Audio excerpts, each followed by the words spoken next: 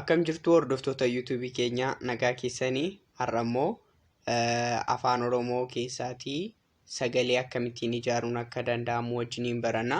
Kutaa sataanutti otoo hin galiin dura kutaa waa'ee sagalee kana otoo hin jalqabiin dura yeroo darbe viidiyoo darbe keessatti waa'ee maalii baranne isaaniin wajjiniin ilaalla. Dubbifamaa 21 akka isaan ta'an, dubbachiistuun 5 akka isaan ta'anii fi qubee dachaan 7 akka isaan ta'an baranneera. Yeroo darbe keessatti egaa qubee dachaan maal akka isaan ta'anii fi qubee dachaa jechuun isa nun afaan Amaariffaatiin yookaan immoo xind fidalaat warreen jennu jechuudha. Yoo isaan walitti qubee dachaa jedhamu. Qubeen kun dachaan egaa bakka gurguddaa lamatti akka isaan qoodaman isinitti himneerra. Isaanis afaan Oromoo keessatti qofa kan fayyadamnu yookaan immoo afaan Oromoon kan seera mataa isaa keessatti yookaan immoo seera barreeffamaa isaa keessatti afaan Oromoo keessatti kan argaman 4 fi afaan Oromoon ala kan ta'ani kan ergisaa warreen jedhaman immoo 3 akka isaan ta'anii isinitti himeen ture. Har'ammoo egaa akkuma beekamu akkuma yeroo darbe wajjiniin haasaa turre waa'ee sagalee kan wajjiniin ilaallu ta'a. Sagalee jechuun maal jechuudha? Sagalee jechuun maal jechuudha? Sagaleen akkamittiin akka inni uumamu har'a wajjiniin barannaa jechuudha. Sagalee jechuun qubeen dubbifamaan tokkoo fi dubbachiistuun tokko yookaan immoo dubbachiistuun lamarraa kan ijaaramu jechuudha. Dubbachiistuu tokko yookaan dubbachiistuun lamarraa kan ijaaramu jechuudha. Dura egaa qubee dubbifamaa fi dubbachiistuu akkasin barsiise yookaan akkasinitti himee yaadattu. Har'a immoo dubbifamaadhaa fi dubbachiistuun kun gaafa walitti dhufanii egaa warreen duraan qoqqoodaa ture kun gaafa walitti dhufanii akka isaan sagalee ijaaranii baranneerra jechuudha. Kanaafiyyuu amma sagaleen akkamittiin uumama yoo jenne inni jalqabaa dubbifamaa tokkoo fi dubbachiistuu tokko yookaan immoo dubbachiistuu lamarraatii uumamuu ni danda'a yookaan ijaaramuu ni danda'a. Kana jechuun isaa nuni afaan Amaariffaatiin ከአንድ ተነባቢ ፊደልና ከአንድ አነባቢ ወይም ደግሞ ሁለት አነባቢ ፊደል ቃላት የሚሰራ ሰገሌ ይባላል ማለት ነው። ከራ ገባባ ሰገሌ ጀደሜ ዋማማ ጀቹን ሰገሌን ኤጋ ሂከን ቀቡ ጀቹን ሰገሌን ቆፋሳት ሂከን ቀቡ ሰገሌን አካዋን ሂከ ቀቡቲ yookaan immoo sagaleen akka waan hiika qabaatee itti fudhachuu hin dandeenyu. Sababiin isaa sagaleen ofiisaatiyyuu hiika hin qabu jaateef sagaleen ijaarama isa jalqabaati yookaan immoo dubbifamaa fi dubbachiistuun gaafa walitti dhufanii ijaaramni isaan jalqaba ijaaran sagalee jedhama jechuudha. Kanaaf egaa sagaleen hiika hin qabu. Inni lammaffaan immoo sagaleen ka'umsaa fi bu'uura jechaati. Jecha tokko ijaaruudhaaf wanti nun jalqaba irratti baruu qabnu yookaan beekuu qabnu sagaleedha jechuudha. Fakkeenya kana haa ilaallu.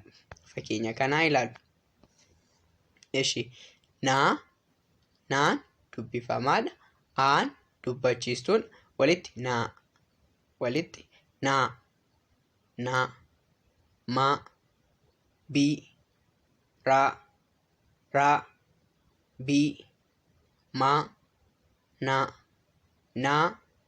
ma bii raa. Warreen kun egaa fakkeenya sagaleewwan jedhamuun beekamu. Ammas irra deebi'uudhaan isinitti hima. Naan qubee dubbifamaadha. Aan immoo qubee dubbachiistuudha. Naan qubee dubbifamaadha. Aan immoo qubee dubbachiistuudha.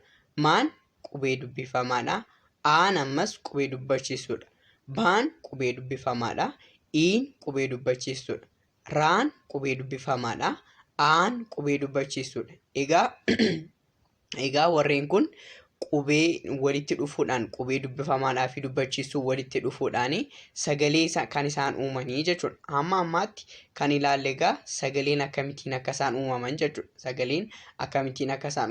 Sagaleewwan amma yoonaatti nu ilaalle sagaleewwan gabaaboo jedhamu yookaan immoo dubbifamaan isaanii tokko qofaa kan ta'e jechuudha. Dubbifamaan isaanii tokko qofaa kan ta'e dubbachiistuun isaanii tokko qofaa kan ta'e dhiifama guddaa dubbachiistuun isaanii tokko qofaa kan ta'e ilaallee jechuudha. Fakkeenyaaf yoo dubbachiistuun dhumarraa kan naa aatti aanee jiru tokko yoo itti daballe naa jenna jechuudha. hin dheerataa jechuudha. Kanaafiyyuu egaa sagaleen gosoota isaaniidhaan bakka jaatti akka isaan qoodaman beekna. Sagaleen sadii of danda'uudhaan kan hirmaatan yommuu ta'u, sagaleen sadii immoo jechoota irratti hirkachuudhaan hiika kan kennanii ta'u. Kanaaf egaa walumaa galatti gosoota sagalee kutaa sattaanutti waliin ilaalla. Kanarraatii garuu sagaleen akkamittiin akka ijaaramu ilaaleerra jechuudha.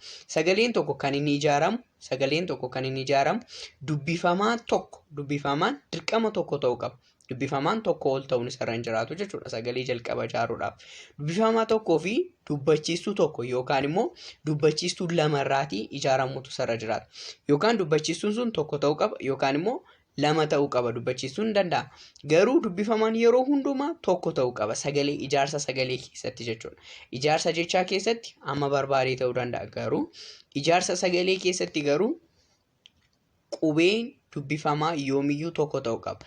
Yoomiyyuu egaa akka fakkeenya kutaa kanaa keessatti halluu diimaadhaan kan barraa'e akka qubee dubbifamaatti kan fudhannu yommuu ta'u, halluu cuquliisaan kan barraa'e kanammoo akka qubee dubbachiistutti fudhannaa jechuudha. Kanaafiyyuu qubeen dubbifamaan yoomiyyuu meeqa ta'uu qaba jechuudha? Tokko. Dubbachiistuun immoo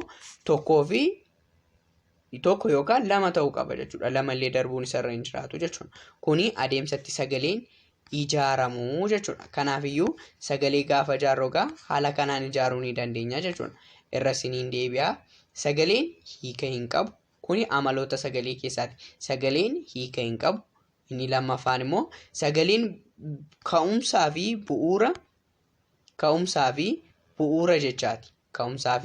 bu'uura jechaati. Jecha tokko ijaaruudhaaf egaa sagalee itti fayyadamnaa jechuudha.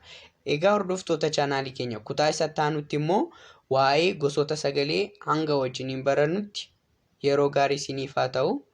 Ciao. Bye.